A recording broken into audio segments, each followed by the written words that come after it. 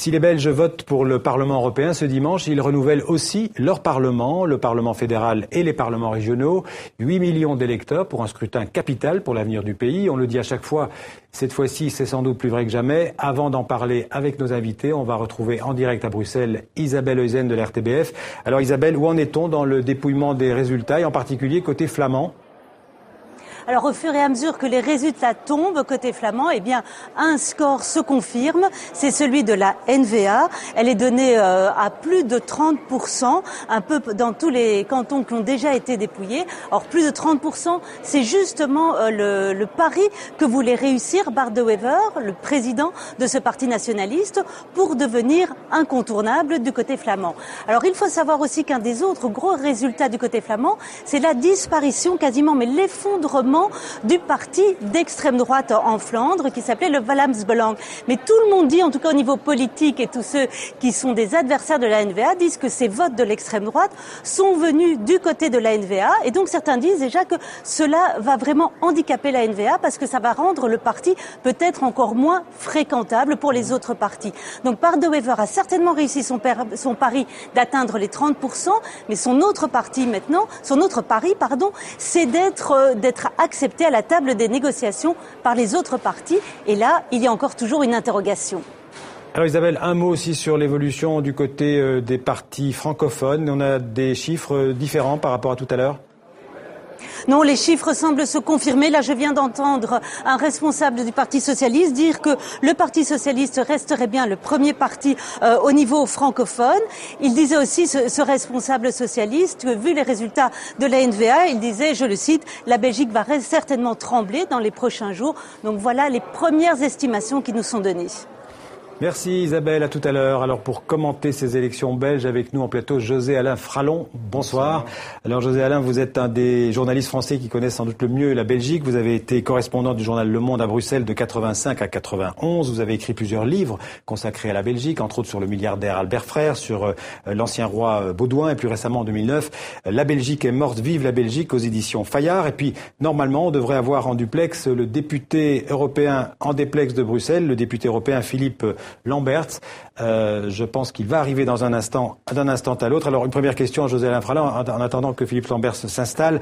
On prédit à chaque élection la fin de la Belgique. Alors cette fois-ci aussi, ça passe ou ça casse ? C'est pas la fin comme ça, c'est-à-dire c'est l'évaporation de l'État central belge. Alors l'évaporation d'ailleurs c'est comme la mer d'Aral si vous voulez. L'évaporation c'est le mot qui est utilisé par le parti nationaliste flamand, par la NVA. C'est-à-dire qu'il va pas avoir une crise tout d'un coup, la Belgique va pas se retrouver, sauf événement extraordinaire, mais petit à petit, les nationalistes flamands et la plupart des Flamands grignotent tous les pouvoirs de l'État central, il reste là plus grand-chose, et pour arriver un jour ou l'autre et je pense à l'indépendant, l'autonomie. Et je pense qu'il est temps que les Européens, sereinement, se penchent sur ce dossier-là. Alors, il y a le référendum écossais bientôt. Il y a les Basques et les Catalans qui sont en embuscade. Je crois qu'il faut se préoccuper sérieusement. Alors on va reparler de cette dimension européenne. On va d'abord retrouver à Bruxelles Philippe Lamberts. Philippe Lamberts, vous êtes avec nous, donc vous êtes député européen, vous êtes écologiste, vous êtes député depuis 2009. Alors on ne va pas parler du Parlement européen avec vous, mais uniquement des élections belges. Mais non, on ne peut pas. Le Conseil supérieur de l'audiovisuel en France nous l'interdit. Donc tant qu'on n'a pas les résultats définitifs, donc qui seront publiés tout à l'heure à 23h. Mais un mot sur cette élection belge. Quel est l'enjeu pour vous, non seulement l'enjeu vu d'un point de vue écologiste, mais l'enjeu vu par un wallon et un francophone?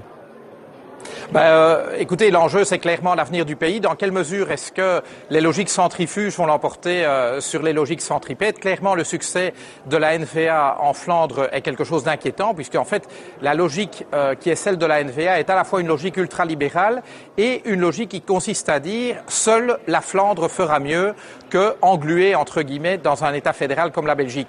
Mais cette logique, pour nous, est complètement à côté de la plaque, dans la mesure où, quand on regarde les défis de ce siècle-ci, que ce soit les défis sociaux, les défis économiques, les défis environnementaux, on voit bien que si les Européens ne travaillent pas étroitement ensemble, on n'y arrivera pas. Alors, la note d'espoir que je vois dans les résultats en Flandre, c'est que le parti vert Groen progresse et il tient la logique exactement opposée à celle de la NVA. Et donc, on doit voir les résultats totaux, mais clairement, le signal envoyé par l'électeur qui fait encore progresser la NVA en la faisant passer de 27 à 35% est un signal inquiétant. Alors, José Alain Fralon, on dit 35%, ce sera peut-être 33%, en tout cas plus de 30%. Donc on peut dire que José Alain Fralon, que le Parti nationaliste flamand est en train de gagner son pari, puisqu'on avait dit que s'il dépassait les 30%, ce serait un succès pour eux. C'est énorme. Un tiers des Flamands qui votent pour un parti qui cache un peu en ce moment, on ne veut pas se dire vraiment indépendantiste, mais qu'il est fondamentalement. Ouais. Donc je trouve que c'est important, c'est grave, et il faut en tenir compte.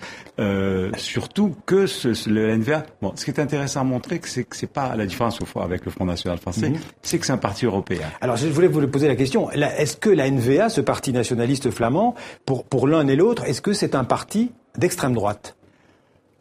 La plupart de leurs thèses économiques sont très à droite, très libérales. Sur l'immigration, par exemple, ils ont aussi des thèses très à droite.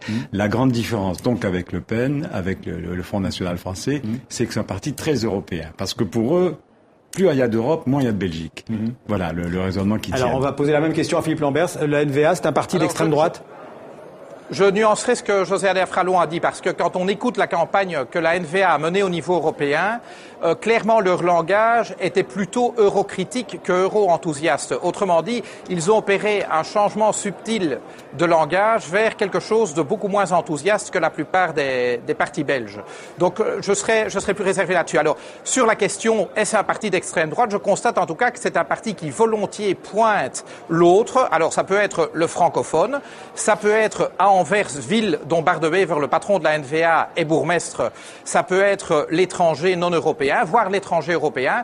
Ben, l'autre est quand même le bouc émissaire de tout ce qui ne va pas en Flandre. Alors, on peut dire que ce n'est pas du racisme primaire, néanmoins, on peut se poser la question, quelle est la nuance avec des partis ouvertement racistes? Je constate en tout cas une chose, c'est que la NVA a été capable d'absorber, élection après l'élection, tout l'électorat qui votait jusque-là pour le Vlaams Belang, c'est-à-dire un parti ouvertement raciste. Alors, donc, visiblement, pour les électeurs du Vlaams Belang, la NVA est un substitut parfaitement acceptable.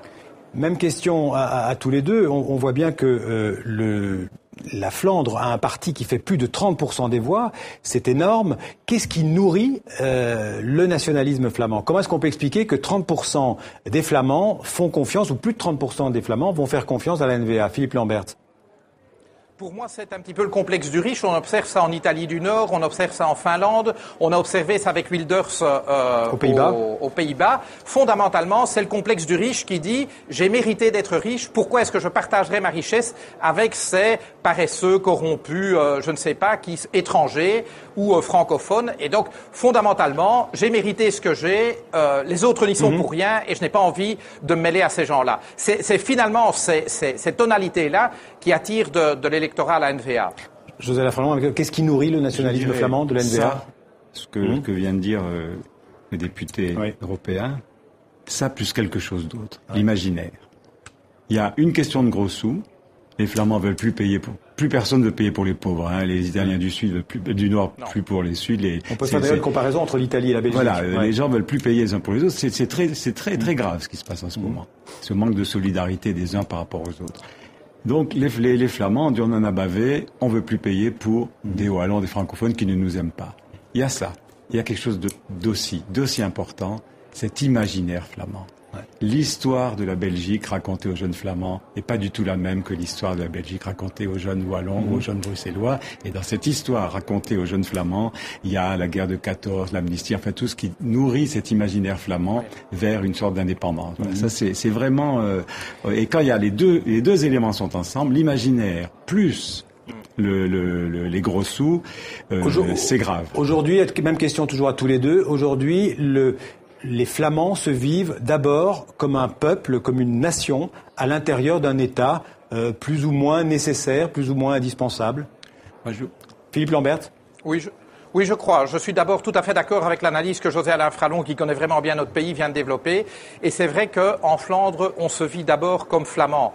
Ceci dit, à leur décharge, si je peux me permettre, deux choses. Un, il est vrai qu'en Europe, la culture flamande, la culture néerlandophone est plus menacée, objectivement, que la culture française, qui a beaucoup plus de locuteurs. Et très honnêtement, si vous êtes flamand, vous savez très bien que les Pays-Bas, le pays de résidence de la majorité des néerlandophones en Europe, n'a pas très à cœur la défense de la langue. Donc je peux parfaitement comprendre l'attachement à défendre la langue.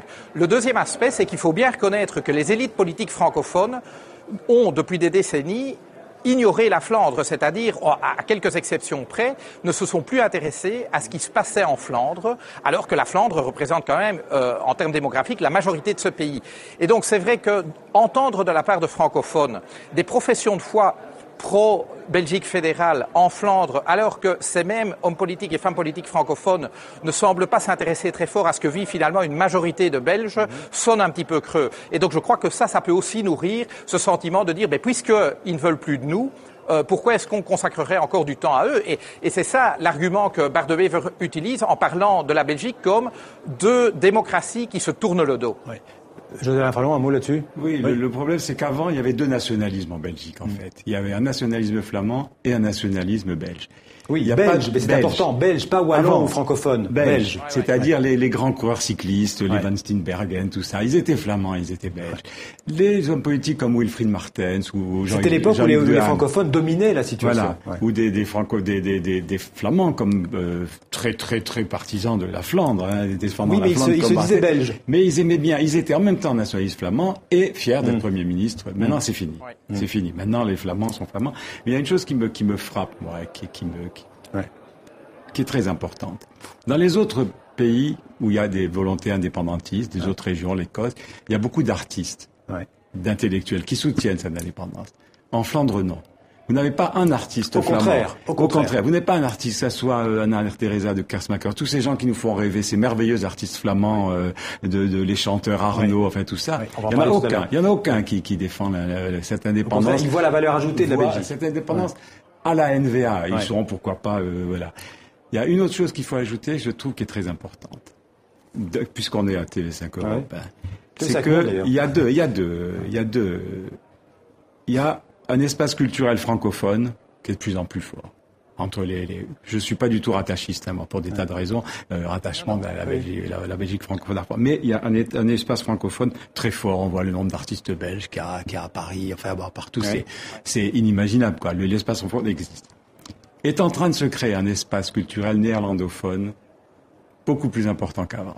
Il y a une chose qu'on oublie toujours, qu'on ne sait pas, qu'aujourd'hui, la religion majoritaire aux Pays-Bas, c'est le catholicisme, c'est plus le protestantisme. Donc ça veut dire que le lien entre les Flamands et les néerlandophones sont de plus en plus forts. Et les néerlandophones des Pays-Bas. Des Pays-Bas. Et ça, c'est très important. Alors que jusqu'ici, c'était plutôt des ennemis. Les Néerlandais méprisés. Oui, les considéraient comme des paysans. Maintenant, il y a des prix Goncourt néerlandais. C'est très souvent des Flamands qui l'ont. Il y a un journaliste flamand culturel de rapprochement entre la Flandre et les Pays-Bas. Et les Pays-Bas. Et ça, c'est assez important. Donc, ça, on a deux espaces culturels qui sont en train de se Philippe Lamberts, là-dessus, sur cette question culturelle, cette dimension culturelle. Oui, j'ai travaillé pendant très longtemps dans le secteur privé, dans une multinationale qui opérait dans un ensemble Benelux. Et donc j'ai travaillé avec des Flamands, des Hollandais. Je peux confirmer en tout cas que jusqu'à mon départ en 2009, la relation néerlando-flamande était loin d'être au beau fixe. Et donc que les tensions entre les uns et les autres étaient fortes parce que culturellement, il y avait des différences fondamentales. Maintenant, j'avoue ne pas avoir observé de très près l'évolution de la situation. Peut-être que ce que dit José Alain Fralon est vrai, mais je n'ai pas pu l'observer en tout cas de près. En quelques mots à tous les deux, la dernière question. Qu'est-ce qui fait encore le ciment belge? Est-ce qu'on a dit pendant tout un temps que c'était la famille royale, vous la connaissez bien aussi pour avoir écrit 2 livres, et l'équipe nationale de football. Est-ce qu'il y a encore des ciments qui unissent les Belges? José Alain Fralon, et puis on demandera la question à Philippe Lamberts. Il y a bien sûr les Diables Rouges, s'ils gagnent, s'ils font une bonne tournée au Brésil, évidemment, il y a un peu le roi, il y a un peu de choses. Ouais. Je crois franchement que ce qui fait aujourd'hui le dernier ciment, c'est la peur du vide. C'est-à-dire que les Flamands vont arriver un jour en disant, maintenant, il faut aller à l'indépendance. Et c'est terriblement compliqué parce que c'est l'Europe. Parce que est-ce qu'ils peuvent rester dans l'Europe dans l'indépendance? Je crois que c'est ça qui fait le ciment de la Belgique. La même question, Philippe Lamberts. Qu'est-ce qui fait encore le ciment de la Belgique? J'ai envie de dire bienvenue chez les ch'tis.